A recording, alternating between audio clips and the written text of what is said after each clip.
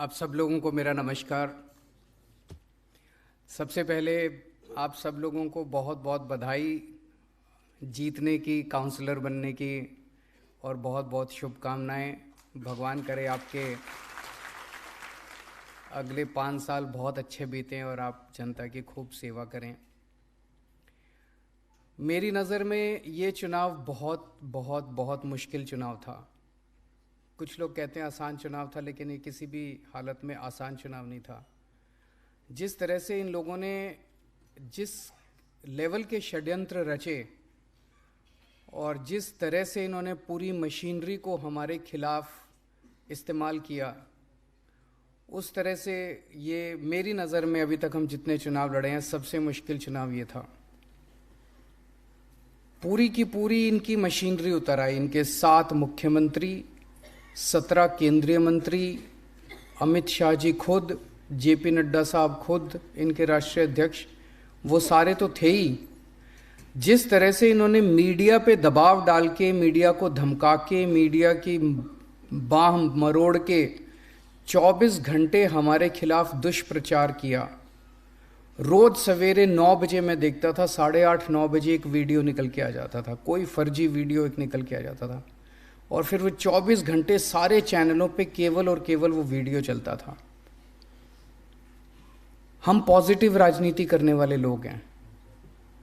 हम जब भी किसी चुनाव में जाते हैं हम कहते हैं जी हमने ये काम किए और हमें वोट दो, आगे हम ये काम करेंगे। हम अपने कामों की बात करते हैं, हम अपने कामों के इर्द गिर्द अपना नैरेटिव बनाते हैं। हमें तो नैरेटिव बनाने ही नहीं दिया इन्होंने। हम सोचते थे हम 10-11 बजे प्रेस कॉन्फ्रेंस करके आज ये कहेंगे कि हमें वोट दो, हम कूड़े के पहाड़ हटाएंगे। पता चलता था 8:30 बजे ही कोई वीडियो आ गया, वो 24 घंटे वीडियो ही चल रहा, हमारी प्रेस कॉन्फ्रेंस तो चलती ही नहीं थी। इतने वीडियो लेके आए, इतने फर्जी वीडियो लेके आए। तिहाड़ जेल के किसी ठग को पकड़ लिया, उससे चिट्ठियों पे चिट्ठियां लिखवा रहे हैं। कभी सत्येंद्र जैन को जेल में डाल दिया, कभी मनीष सिसोदिया के खिलाफ फर्जी केस कर दिए, कभी कैलाश गहलोत के खिलाफ फर्जी केस कर दिए। इतने सारे फर्जी case, CBI, ED, income tax की इतनी सारी रेड।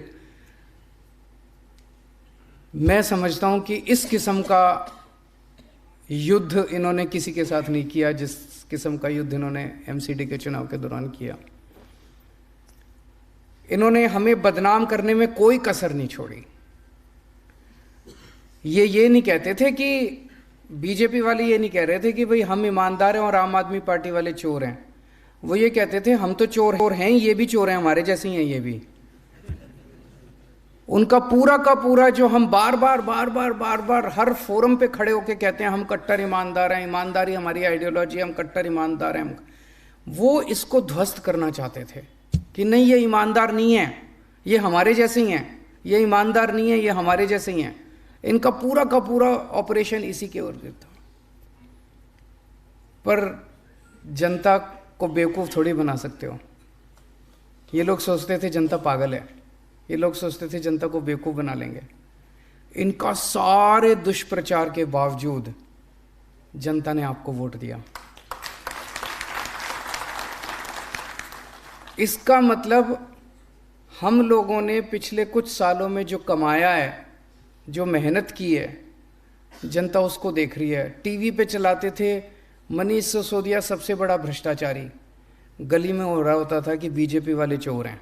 गली में जनता कह रही होती थी बीजेपी वाले चोर हैं, लेंटर पे पैसा खाते हैं।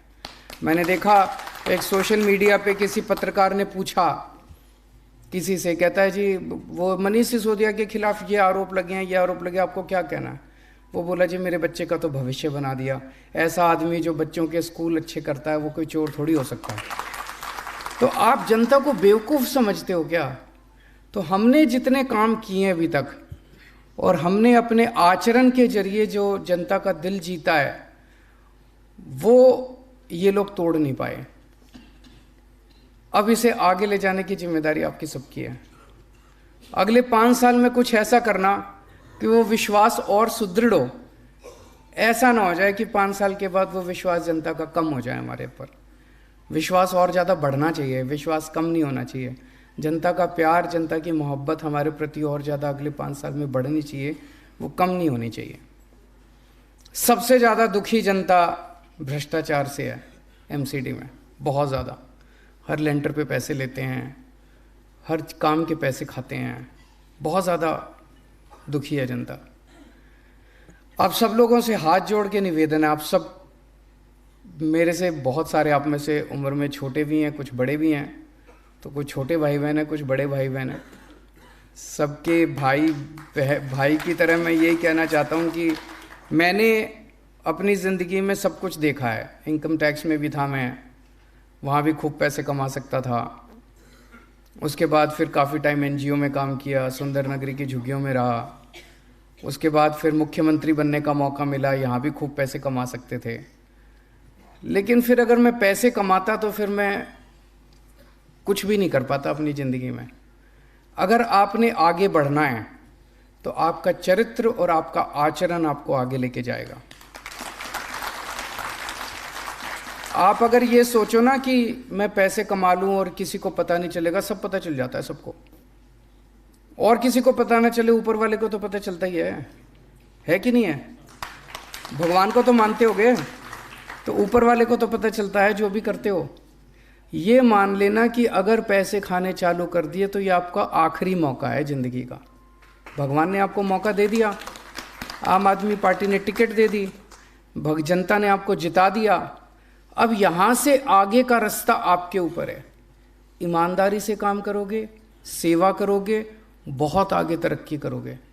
और अगर इसी बार लालच में पड़ गए तो ये सोच लेना अगली बार टिकट भी गई और जनता भी गई, सब कुछ गया। उसके बाद बस ये 5 साल ही हैं, उसके बाद और कुछ नहीं है।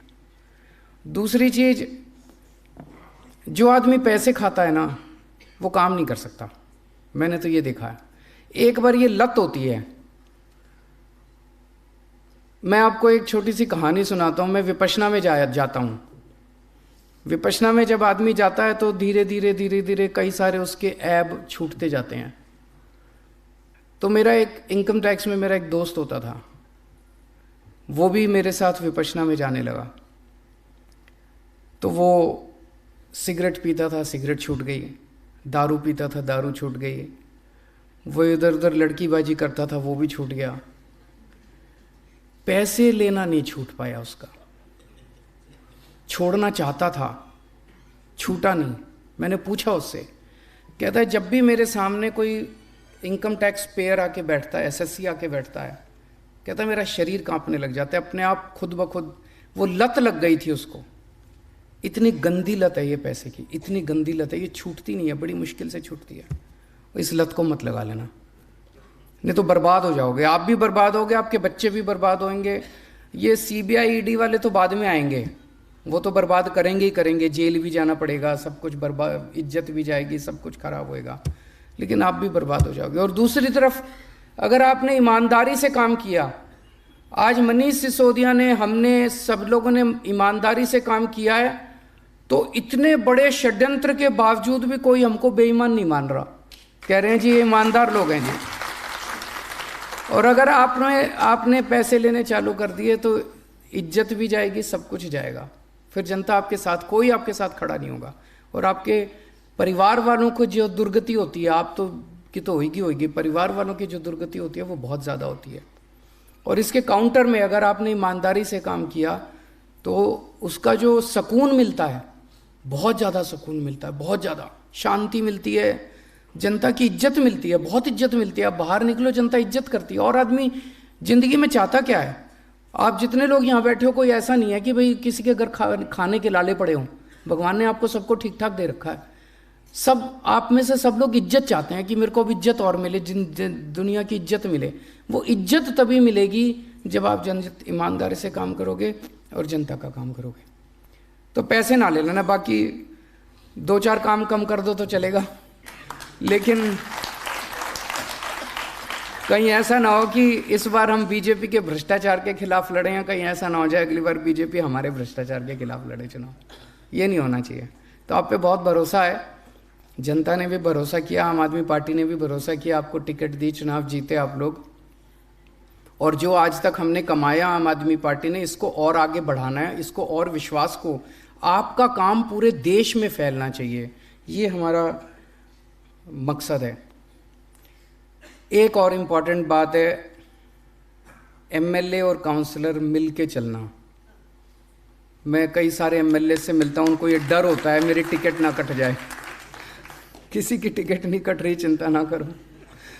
वो कहते थे शीला दीक्षित, एक कहावत है, शीला दीक्षित जानबूझ के चुनाव हारती थी एमसीडी के, ताकि दोनों, तो ये एमएलए को, कई एमएलए को ये डर रहता है कि मेरी टिकट ना कट जाए, काउंसलर बड़ा ना बन जाए।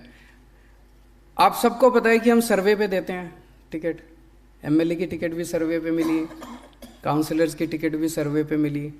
अगर दोनों बना के चलोगे तो काम 10 गुना बढ़ेगा, खूब काम होगा, पॉजिटिविटी फैलेगी, और पॉजिटिविटी फैलेगी तो अपने आप सर्वे में एमएलए का नाम आ जाएगा। और अगर आप लड़ाई करोगे तो एमएलए सोचेगा मैं इसके काम ना होने दूं, वो सोचेगा मैं एमएलए के काम ना होने दूं, ना तो एमएलए का सर्वे अच्छा आएगा और ना काउंसलर का सर्वे अच्छा आएगा, दोनों अपने हाथ काट लोगे। तो मेरा अपना ये थोड़ी सी स्ट्रैटेजी है भाई, बना के चलो, दोनों बना के चलो। कई लोगों को ये है, मैं बात करता हूँ एमएलए से, एमएलए कहते हैं जी इसने मेरे चुनाव में मेरे खिलाफ काम किया था। भूल जाओ, कोई बात नहीं, किया था। मेरे खिलाफ पता नहीं कितने लोग हैं जिन्होंने मेरे को काले झंडे दिखाए थे। मेरे खिलाफ कई लोग हैं जो 2020 के चुनाव में जिन्होंने मेरे पर पत्थर फेंके थे, उनको भी इस बार मैंने टिकटें दी हैं।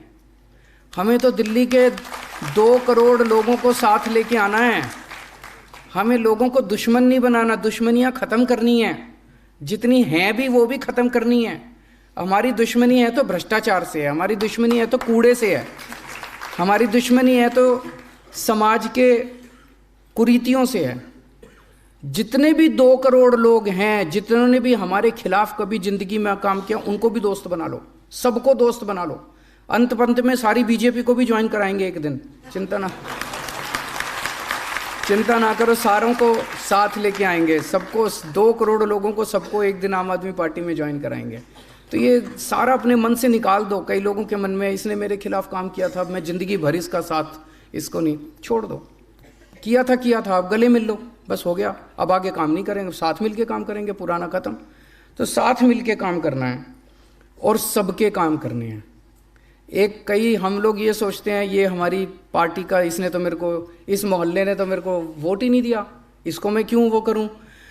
आप ये मान के चलो कि जब हमारी सबसे पहले 28 सीट आई थी, हमको बहुत कम लोगों ने दिल्ली में वोट दिया, फिर अगली बार और ज़्यादा दिया, फिर अगली बार और ज़्यादा दिया। क्यों? हम धीरे धीरे इसको भी अपना बना लिया, इसको भी अपना बना लिया, व्यापारियों को भी अपना बना लिया। अगर हम ये सोचते थे ये तो हमारा वोट, ये तो हमें वोट नहीं देते, ये तो वोट नहीं, तो हम तो और कम होते जाते। अपने मन से ये निकाल दो कि इस मोहल्ले ने अगर वोट नहीं दिया तो सोचो इस बार तो इस मोहल्ले का वोट लेना ही है, उनके काम करने ही हैं। सबके काम करो, बीजेपी वालों के भी करो, कांग्रेस वालों के भी करो, और धीरे धीरे उनको पार्टी में शामिल करते जाओ। लड़ना किसी से नहीं है, पूरी विनम्रता के साथ हाथ जोड़ के आगे बढ़ना है, सबके काम करने हैं। और खासकर सफाई कर्मचारी बेचारा दोनों तीनों तरफ से पिसता है। जनता भी उसके पीछे पड़ी रहती है, उसको तनख्वाह भी टाइम पे नहीं देते। तो तनख्वाह आप टाइम पे दिलाएंगे, मैंने बोला है तनख्वाह टाइम पे दिलाएंगे, लेकिन उनको साथ लेके चलना, उनको दोस्त बनाना, उनको शादी ब्याह में मदद करना, शादी ब्याह में जाना, उनको अपना परिवार का हिस्सा बनाना, और उनको साथ लेके चलोगे। देखो वो बड़े इमोशनल लोग हैं, उनको साथ लेके चलोगे, वो आपका नाम ऊंचा करेंगे, आपका काम अच्छा करके दिखाएंगे। और लास्ट में एक जो सबसे इम्पोर्टेंट चीज़ है, ये अब आप लोगों को ख़रीदने की कोशिश करेंगे। ऑलरेडी फ़ोन आने चालू हो गए हैं, कुछ लोगों के पास फ़ोन आए हैं, किसी को कह रहे हैं 10 लाख ले लो, किसी को कह रहे हैं 50 लाख ले लो, हमारे पक्ष में वोट डाल दो। मुझे पूरी उम्मीद है आप में से कोई नहीं बिकने वाला, एक आप में से हीरा है, मेरे को पूरी उम्मीद है, लेकिन इनको एक्सपोज करना भी ज़रूरी है। तो अपने अपने फ़ोन रिकॉर्डिंग पे लगा लो, जो भी फ़ोन आए रिकॉर्ड हो जाएगा, तो रिकॉर्डिंग पे लगा लो, रिकॉर्ड कर लेना। और अगर कोई आके मिले तो धीरे से अपना फ़ोन की रिकॉर्डिंग ऑन कर देना, चाहे ऑडियो रिकॉर्डिंग ही ऑन कर लेना, इनको रिकॉर्ड कर लो, इनको एक्सपोज करना। तेलंगाना का देखा था आप लोगों ने, तेलंगाना में किस तरह से ये एमएलए खरीदने गए थे, देखी थी आप लोगों ने, वो वीडियो आई थी। उसमें ये भी कह रहे थे दिल्ली के हमने 40 एमएलए खरीद लिए, तो 100 करोड़ रुपए तेलंगाना के एमएलए, तेलंगाना की सरकार गिराने के, उन्होंने रिकॉर्डिंग कर ली इनकी सारी, और ये फंस गए। और इसमें सारे बड़े बड़े नेताओं के नाम ले रहे थे। तो अगर कोई भी आए आपके पास, सबकी रिकॉर्डिंग कर लो, और रिकॉर्डिंग करके इनको एक्सपोज करेंगे। इनकी कुरीतियाँ जनता के सामने लाना बहुत ज़रूरी है। और अगर किसी के पास भी फ़ोन आए, कोई मिलने आए, तुरंत अपने कोऑर्डिनेटर को बता देना। अभी जो मनीष जी ने बताया, आतिशी, दुर्गेश, सौरभ, आदिल जो हैं, इनमें से जैसे ही आपके पास आपके एमएलएज भी हैं, अपने एमएलएज के भी संपर्क में रहना, और अगर कोई ज़रूरत पड़े तो इनको भी बता देना, अपने अपने एमएलए को बता देना या ऊपर बता देना, उनको ज़रूर बता देना, ताकि इसके ऊपर हम तुरंत एक्शन ले सकें। आप लोग सब लोग का अगले 5 साल खूब अच्छे बीतें। आप लोग खूब एंजॉय करो काम करना, जनता के खूब आपको आशीर्वाद मिले, ऐसे मैं प्रभु से कामना करता हूँ। बहुत बहुत शुक्रिया।